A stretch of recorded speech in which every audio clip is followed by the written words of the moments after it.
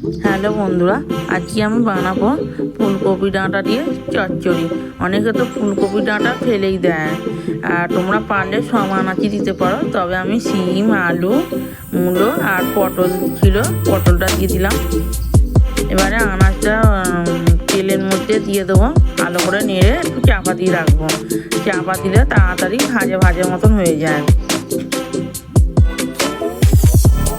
এবারে ভাজা ভাজা মতন হয়ে গেছে। এবার আমি আদা বাটাটা দিয়ে দেবো, আর জিরে গুঁড়ো, নুন, হলুদ গুঁড়ো, লঙ্কা গুঁড়ো দিয়ে নেড়ে অল্প জল দিয়ে দেবো। তোমরা পারলে এইভাবে বানিয়ে নিতে পারো।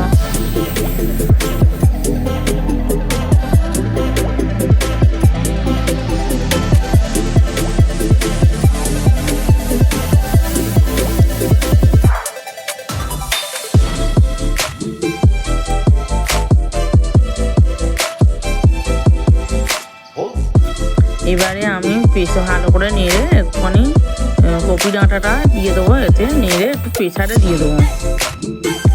প্রেসারে দিয়ে আমি 4টে সিটি মেরে দেবো। আর তোমরা পারলে আরও বেশি দিতে পারো। আর সেদ্ধ করার সময় প্রেসারে দেওয়ার সময় একটু বেশি জল দেবেন, তবে খুব জল নয়। তবে আমি একটু অল্প জল দিয়েছিলাম।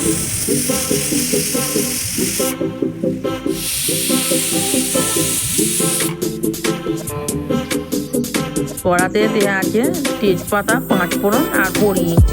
যখন পাঁচ ফোড়নটা যখন গন্ধ ছাড়বে, তখন এই প্রেসারে সেদ্ধ আনাজগুলো কড়ার মধ্যে দিয়ে নেড়ে নেব।